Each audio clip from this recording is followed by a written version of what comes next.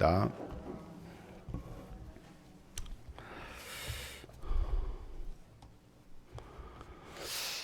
출애굽기는 창세기 다음에 나오는 성경의 두 번째 책인데, 이 출애굽기는 이스라엘 백성들이 애굽에서 하나님의 은혜로 구원받고 애굽에서 탈출해 나온 이야기를 중심으로 전개가 되고 있습니다.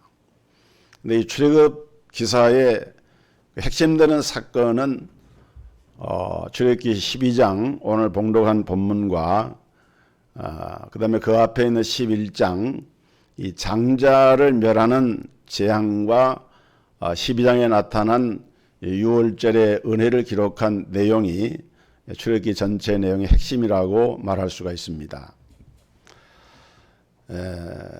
애굽에 내려진 10가지 재앙, 그 다음에 마지막 10번째 재앙은 장자를 멸하는 재앙인데, 이 10가지 재앙들은 애굽의 바로 왕과 애굽 땅, 또 그들이 섬기는 애굽의 신들을 향한 하나님의 심판이요 재앙이었습니다.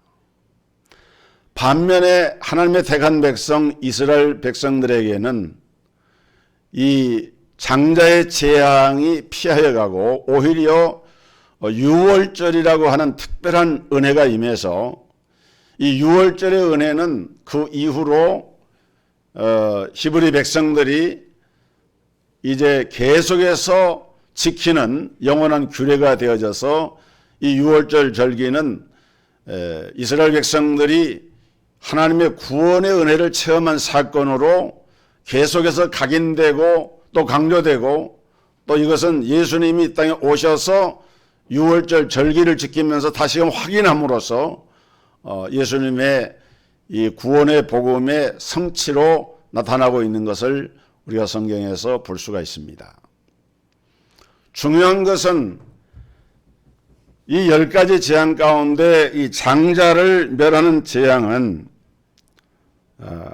사실 오늘날 우리가 지금 이 재앙에 관한 설교 메시지를 이제 계속해서 접하고 있는데, 성경에 보면은 시대 역사의 종말에 나타나는 이 재앙에 대해서 말씀을 하고 있죠.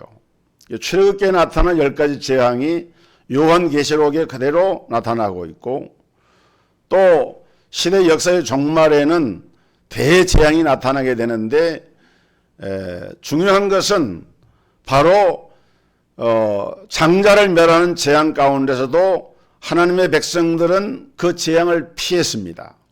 하나님의 보호를 받았습니다. 마찬가지로 역사의 종말에 나타나는 재앙 가운데도 하나님의 택한 백성들은 결코 그 재앙이 미치지 않게 하신다 하는 것이 성경의 일관된 사상이에요. 어떻게 보면은 강단에서 설교자가 재앙에 관한 이렇게 설교를 하면은 혹시 여러분들 가운데는 그걸 부담스러워할 수 있는 분이 있는데 전혀 그럴 성질이 아닙니다. 왜냐하면은 제가 누차 강조하지만은 재앙이라고 하는 것이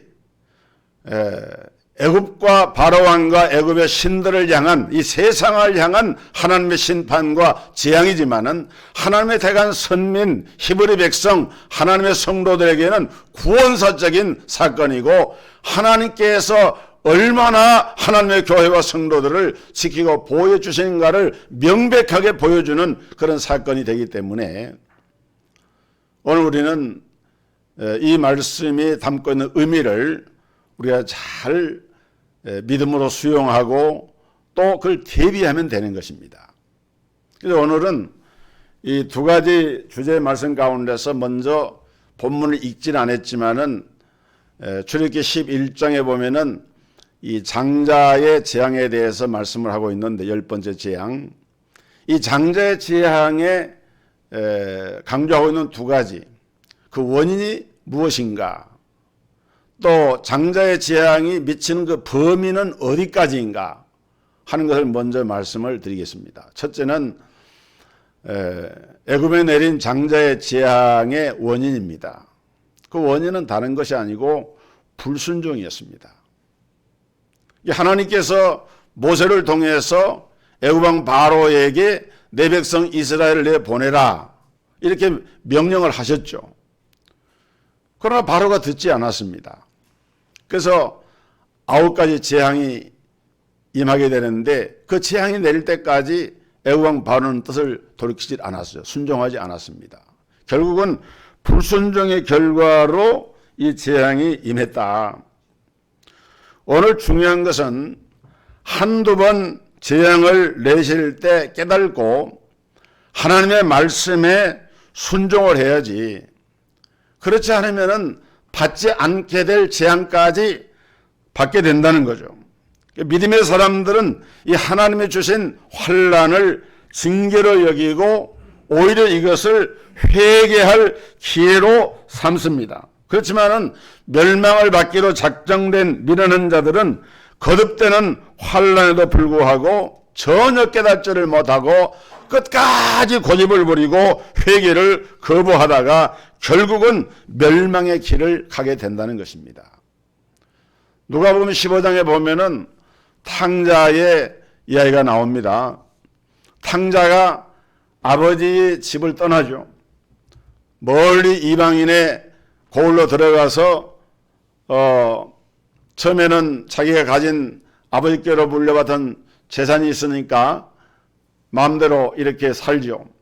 나중에 흉년과 기근이 들어가지고 나중에는 먹을 것이 없어가지고 돼지 치는 집에 들어가서 일을 하면서 돼지가 먹는 쥐엄 열매를 먹으려고 하지만 그것도 없어서 배가 고프니까 그때 이 탕자가 비로소 자기 아버지의 집을 생각을 하게 됩니다. 중요한 것은 기근을 만났을 때, 환난을 당하였을 때 이 아들은 자기 아버지 집을 향해서 돌아간 거예요. 이의 뜻을 돌이켜 아버지께로 돌아갑니다. 돌아가니까 신분이 다시금 신분이 회복이 되고 그 아들에게 주어지는 모든 이런 복들이 그 아들에게 임한 것을 볼 수가 있습니다. 무엇 때문에 그렇습니까? 환난이나 재난이 임할 때에 그것을 회개할 기회로 삼을 때에 이런 역사가 일어나게 된다는 것이죠. 요나서를 보면은 요나의 이야기가 나옵니다. 요나도 하나님의 뜻을 쫓아 순종하지 않고 가라고 하는 니네로 가지 않고 다시스로 가는 배를 타고 가다가 큰 풍랑을 만나게 되고 나중에는 제비가 뽑혀가지고 바닷속에 던져지게 되는데 거대한 고기 뱃속에 들어가서 3일 3날을 지내면서 하나님 앞에 회개를 하게 됩니다. 하나님의 은혜를 베풀어 주셨어요. 그때만이라도 요나가 회개를 하니까 하나님께서 그 요나를 이제 큰 물고기 뱃속에서 회개한 그 요나에게 원래 그에게 가게 하셨던 니느웨 성에 들어가서 이제 하나님의 이 말씀을 선포하게 되고 그 성의 사람들이 요나의 말을 듣고 왕으로부터 모든 백성들이 회개하고 돌이켜서 결국 그 큰 성이 구원받는 역사가 일어나는데 요나를 하나님이 높이 들어서 이렇게 쓰신 것을 볼 수가 있습니다. 우리 하나님은 이처럼 회개하고 돌이키는 자는 결코 물리치지 아니하십니다. 잠언 13장 1절이 지혜로운 아들은 아비의 훈계를 들으나 거만한 자는 꾸지람을 즐겨 듣지 아니하느니라 그랬어요. 들어야 됩니다. 한두 번 경고하시고 채찍을 드실 때 우리는 그 말씀의 귀를 기울이고 들어야지, 경고하실 때 듣는 자가 이게 지혜로운 자인, 듣지 아니하고 끝까지 회개를 거부하면은 결국은 장자의 재앙이 임하게 되고 죽음의 재앙까지 겪게 된다고 하는 것을 보여주고 있습니다. 흥미로운 것은 우리 하나님이 애굽 땅에 이 재앙들을 내리실 때마다 성경에 우리가 그 말씀을 읽어보면은 애굽 왕 바로의 마음을 강팍해 하셨다. 여기 12장 10절에도 보면은 11장 10절에도 보면은 애굽 왕 바로의 마음을 강팍해 하셨다. 하나님은 바로를 아예 죽이시기 위해서 그의 마음을 강팍하게 하신 것입니다. 종말의 때가 임박했음을 알려주는 시대의 징조들을 보면서도 마음이 점점 강팍해지는 사람들이 있어요. 안타까운 일입니다. 데살로니가 후서 2장 3절에 기록된 말씀 보면은 그런 사람들이 바로 바로 왕처럼 멸망을 받기로 작정된 자들이라는 거예요. 작정된 자들이다. 마태복음 13장 16절에 보면은 너희 눈은 봄으로 너희 귀는 들음으로 복이 있도다 그랬습니다. 마지막 때를 알리는 시대의 경종을 울리는 하나님의 말씀에 귀를 기울이고 또 회개하라는 하나님의 음성을 들을 수 있는 자가 복된 사람이라는 거예요. 저는 우리 동석교회와 우리 모든 성도들이 다 주님 앞에 이렇게 복된 성도들이 되기를 주님의 이름으로 축복합니다. 성령의 음성에 귀를 기울여야 돼요. 그 다음에 재앙의 범위는 애굽 땅 전역에 예외 없이 내려진 그야말로 전무후무한 재앙이었다 하는 거예요. 5절에 보니까 애굽 가운데 처음 난 것은 위에 앉은 바로의 장자로부터 맷돌 뒤에 있는 요정의 장자까지와 모든 생축에 처음 난 것이 죽을지라 애굽 전국에 전무후무한 큰 곡성이 있으리라. 이 바로왕을 비롯해서 이 장자를 멸하는 재앙은 신하들과 백성들과 심지어는 그 기르는 집안의 동물들, 생축들까지 이 재앙이 임하기 때문에 애굽 전역에서 곡성 소리, 우는 소리가 들지 않는 집이 없을 만큼 전국적인 재앙이 애굽 땅에 임했다. 여러분, 앞으로 인류사에 닥칠 이 종말론적인 재앙도 이와 같을 것입니다. 이 땅에 남겨질 사람들은 누구도 애 없이 이 재앙을 다 겪게 되는데 이 또한 전무후무한 재앙이 될 것을 성경은 말씀을 하고 있어요. 코로나19를 우리가 경험하면서 누차 제가 강조하는 말씀이지만은 이거는 본 재앙이 아니에요.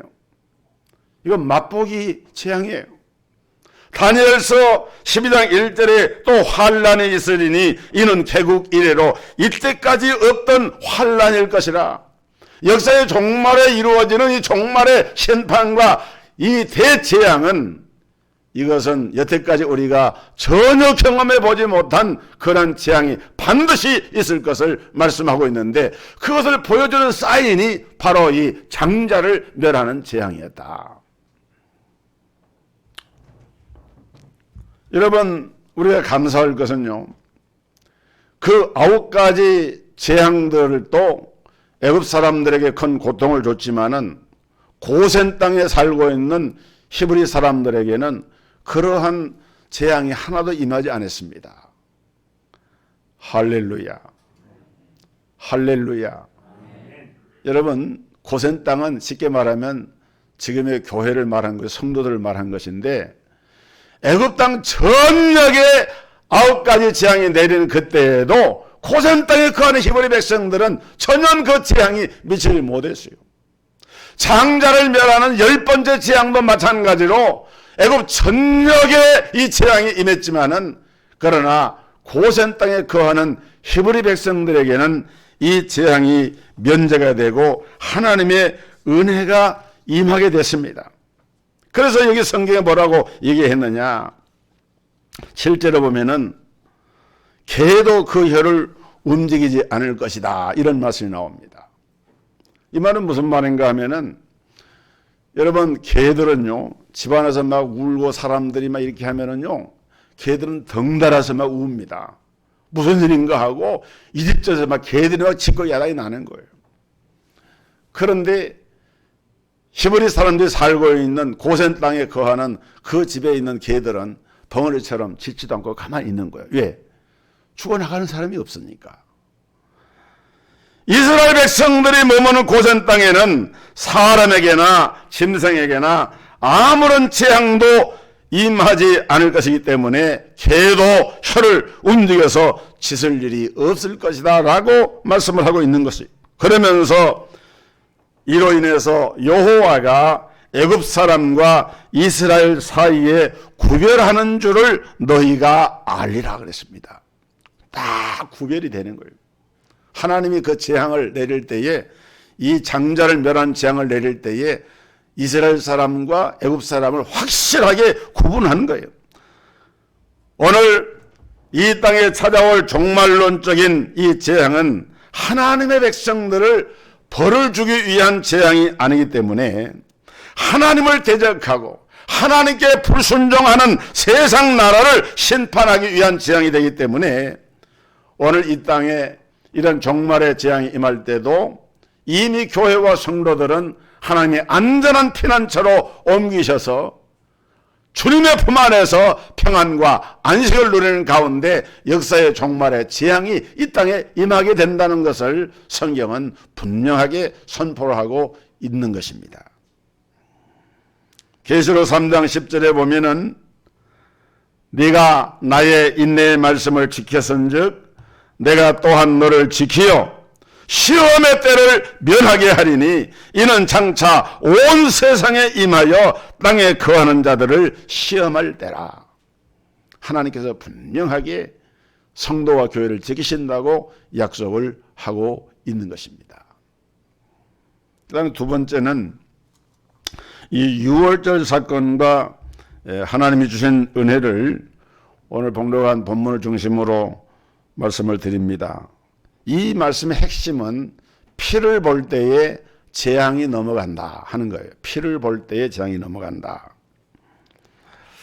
어린 양을 잡아서 그 고기를 구워서 먹고 그 피를 우슬조에 적시어서 문설주와 문 좌우 임방에 바르면은 장자의 재앙이 넘어간다. 내가 피를 볼 때에 너희를 넘어가리니 재앙이 너희에게 내려 멸하지 아니하리라.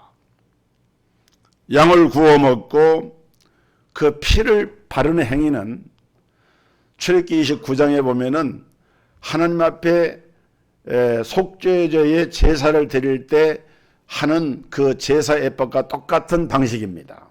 그러니까 죄를 속하는 그 제사를 드릴 때에 이것을 삶거나 예사하는 것이 아니고 불에 구워서 그 향기를 하나님께 불살라 드리는데 반드시 그때 그 피는 우슬초를 찍어서 이렇게 바르는 그런 절차를 진행하게 되는데, 바로 이 속죄 제사로 사용된 유월절 어린 양이 우리 인류의 죄, 하나님의 택한 구원받은 성도들을 구원하기 위해서 십자가에 피를 흘려 죽으신 예수 그리스도를 예표하고 있는 것입니다. 유월절 어린 양 대신 예수 그리스도를 예표하고 있는 거예요.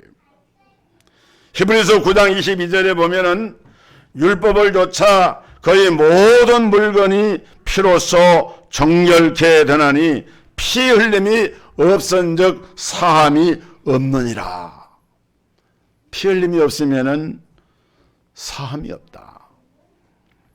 아담과 하와가 하나님의 명령을 어기고 범죄했을 때도 하나님께서는 그 범죄한 아담과 하와를 대신해서 한 어린 양을 취해가지고 가죽옷을 지어서 그것을 가지고 그 부끄러움과 수치를 가리게 했어요.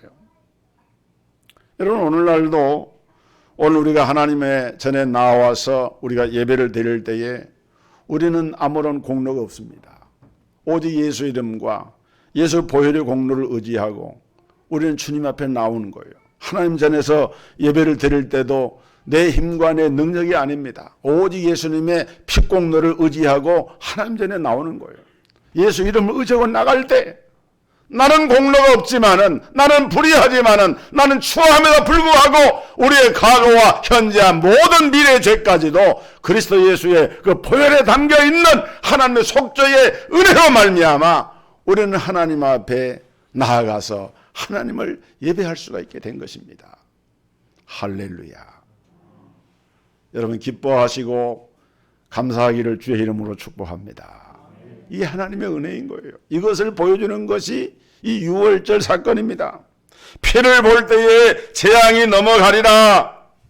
마찬가지로 장차 다가올 환난과 심판으로부터 우리가 구원을 받는 것도 오직 어린 양 대신 예수 그리스도를 의지하고 이 땅에 종말론적인 재앙이 닥쳐올 때도 믿음의 백성들은 재앙이 아니라, 장자의 재앙이 아니라 이 재앙에서 면제가 되어지는 유월절의 놀라운 은혜가 우리에게 임하는 복스러운 소망을 우리가 가지게 된 것입니다. 그 다음에 우리가 좀 주목할 부분이 있는데요. 그 고기와 무교병을 쓴 나물과 함께 먹으라. 8절에 그렇게 말씀을 했습니다. 이 어린 양의 고기는 죄가 없으신 예수님의 살을 의미합니다. 요한복음 6장 53절 이하에 예수께서 이르시되 내가 진실로 진실로 너희에게 이르노니 인자의 살을 먹지 아니하고 인자의 피를 마시지 아니하면 너희 속에 생명이 없느니라. 내 살을 먹고 내 피를 마시는 자는 영생을 가졌고 마지막 날에 내가 그를 다시 살리리니 내 살은 참된 양식이요 내 피는 참된 음료로다. 내 살을 먹고 내 피를 마시는 자는 내 안에 거하고 나도 그 안에 거하나니 살아계신 아버지께서 나를 보내심에 내가 아버지로 인하여 사는 것 같이 나를 먹는 그 사람도 나로 인하여 살리라. 이것은 하늘로서 내려온 떡이니 조상들이 먹고도 죽은 그것과 같지 아니하여 이 떡을 먹는 자는 영원히 살리라. 그랬습니다. 여러분, 히브리 백성들은 광야에서 40년 동안 만나를 먹었습니다. 그 만나를 먹었어도 죽었어요. 근데 예수님께서 요한복음 6장에서 유월절 만찬에 대해 설명을 하면서 주님의 친수로 떼어지는 그 떡과 잔을 마시는데 이 떡과 잔은 뭐를 가리키는 거예요? 말씀이 육신이 되신 주님의 몸과 그 피를 상징하는 거예요. 요한복음 1장 14절에 말씀이 육신이 되어 우리 가운데 거하심에 우리가 그 영광을 보니 아버지의 독생자의 영광이요 은혜와 진리가 충만하더라 그랬는데, 여기서 이 떡을 먹고 이 잔을 마시는 것은 예수님의 몸을 먹는다고 하는 것인데, 다른 말로 바꿔 말하면은 오늘 우리의 시대에는, 오늘의 우리 성도들에게는 하나님의 말씀, 진리의 말씀을 우리가 취함으로 말미암아 영원히 죽지 않게 되는 이 생명의 은혜가 우리에게 주어졌다 하는 것을 설명하고 있는 것입니다. 그 다음에 두 번째는 무교병을 먹으라 그랬어요. 무교병은 없을 문자 누르교자 떡병자를 써서 떡인데, 빵인데 이것은 누룩이 들어가지 않은 그런 빵이에요. 개떡 같은 거예요.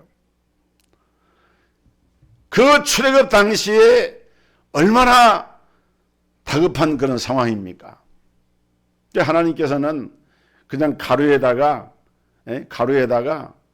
부풀게 하는 이런 걸 시간이 걸리니까 그렇게 하지 않고 그냥 물만 섞어 저어가지고 이것을 무교병을 이제 빵을 구워서 먹는 것인데, 여러분, 주님이 이 땅에 오실 때도 이거는 우리에게 주는 교훈이 뭔가 하면은 세상 일에 너무 미련을 두고 거기에 안연하거나 집착하거나 그러지 말라라고 하는 교훈을 주고 있는 거예요. 여러분, 세상에서 우리가 직장이나 사업이나 일들이 중요하지만은 사람이 죽으면은 그 무슨 소용이 있습니까? 살아있을 때 의미가 있는 것이죠. 주님 오실 때도 마찬가지라는 거예요. 주님이 도적같이 오시는데 우리가 붙잡고 생명처럼 붙잡고 있는 그런 일들이 대단한 것 같지만은 그때는 그럴 여가가 없다는 겁니다. 그렇기 때문에 디모데전서 6장 8절에 보니까 먹을 것과 입을 것이 있은즉 족한 줄을 알라라고 말씀한 것처럼 너무 지나치게 세상 일에 매여 가지고 그것 때문에 성도의 본분을 잃지 말라는 거예요.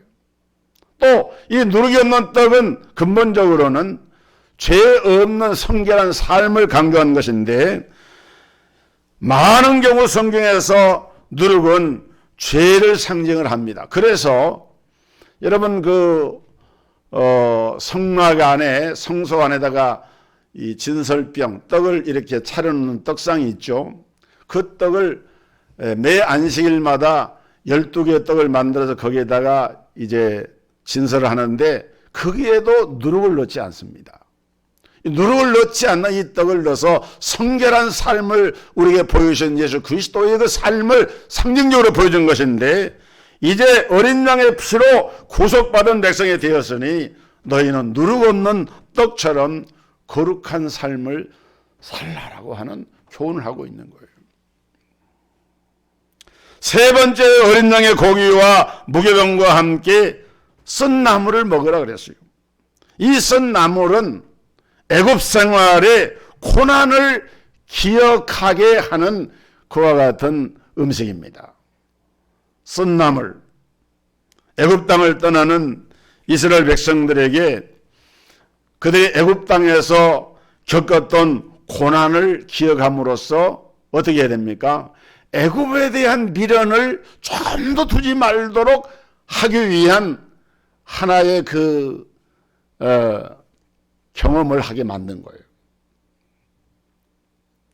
여러분, 음식을 먹을 때 음식이 좀 맛이 있고 좋은 음식을 먹어야지 기껏 먹는 게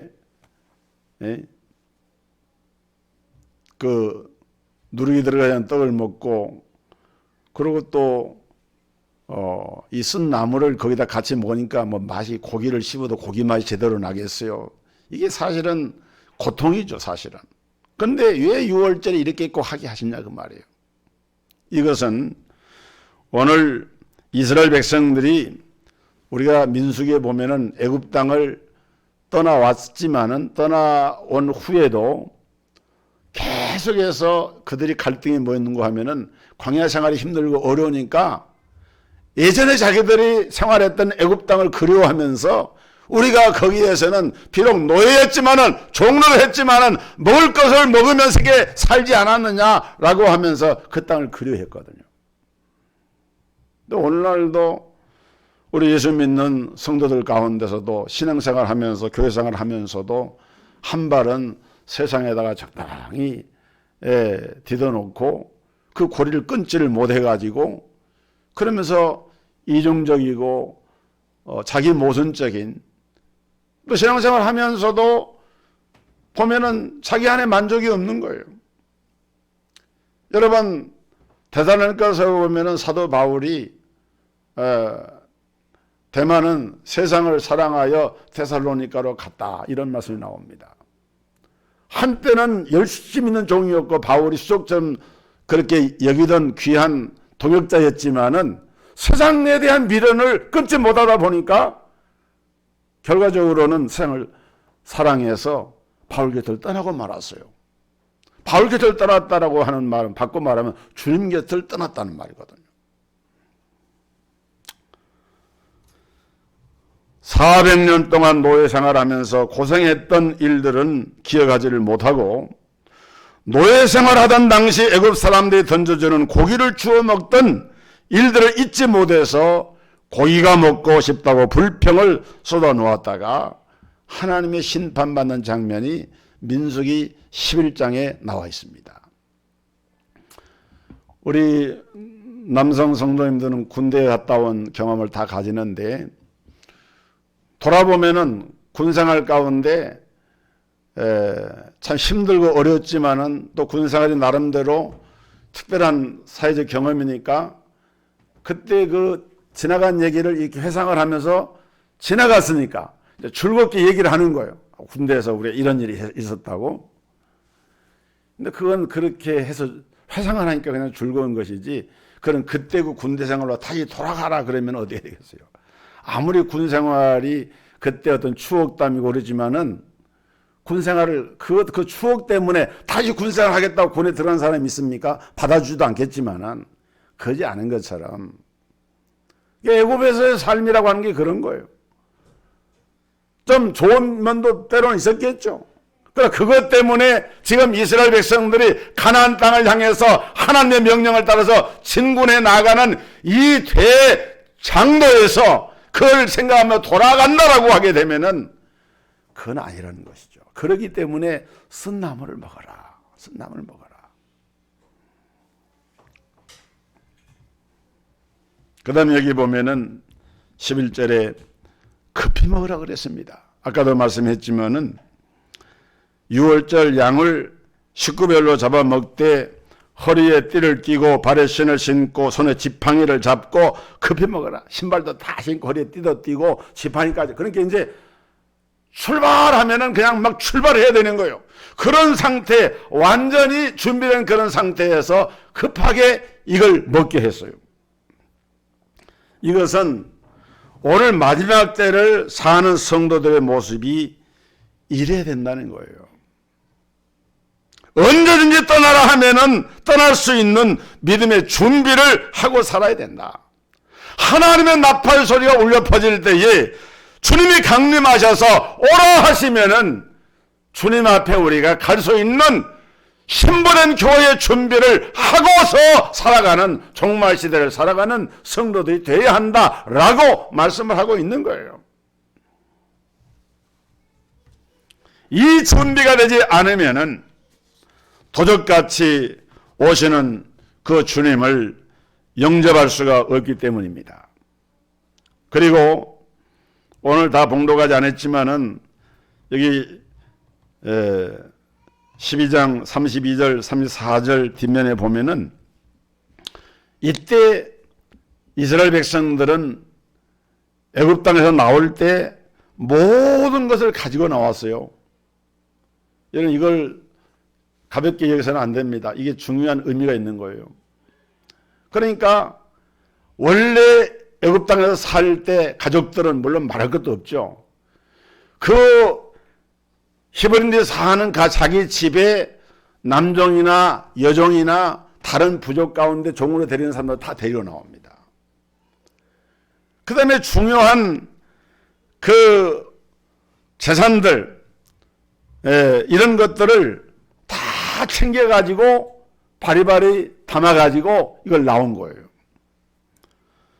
여러분 출애굽기 8장을 보면은 모세가 바로에게 애굽 땅을 떠나서 하나님께 희생의 제사를 드리겠다라고 말했을 때 바로 왕이 그 많은 재앙을 겪으면서도 허락하지 않은 이유가 뭔가 하면은 이스라엘의 노예들, 히브리 노예들을 빼앗길 수가 없다고 생각했기 때문에 그런 겁니다. 그러다가 도저히 감당하기가 이제 어렵게 되니까 바로가 출애굽기 8장 25절에 뭐라고 말하는가 하면은 하나님께 희생 제사를 드리려면은 애굽 땅에서 드려라.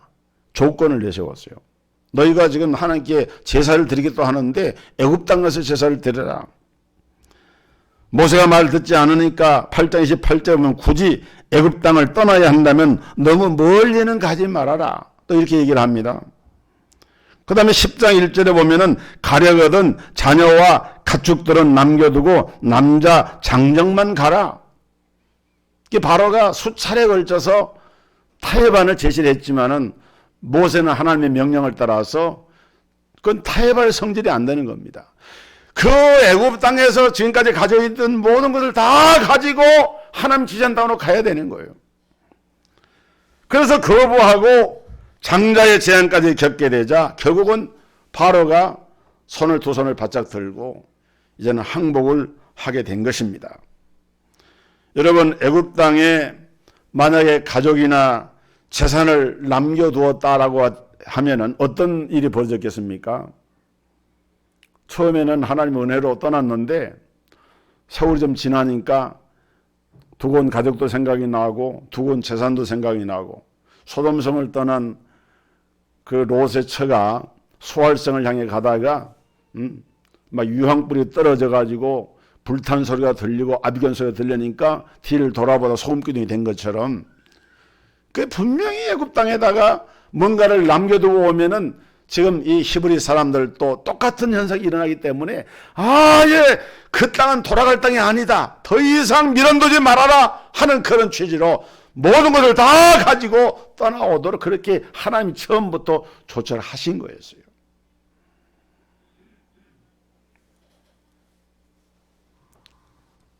애굽 땅에 내려진 이 10가지 재앙, 특별히 장자를 멸하는 재앙은 애굽 왕 바로와 그 백성들과 애굽의 신들과 그 땅을 심판하기 위한 것이었지 결코 하나님의 택한 선민 이스라엘을 심판하기 위한 것이 아니었습니다. 마찬가지로 오늘 마지막 시대 종말의 사건은 우리가 장자의 재앙으로 맞이하게 될 것인지 유월절에 은혜로 맞이하게 될 것인지 오늘의 우리의 신앙의 자세와 이 말씀을 받는 마음의 중심에 따라서 이것이 달라지게 됩니다. 하나님께서 우리 동석교회와 우리 모든 성도들에게 장자의 재앙이 아니라 유월절에 은혜를 입혀주기를 주의 이름으로 축복합니다. 찬송하겠습니다.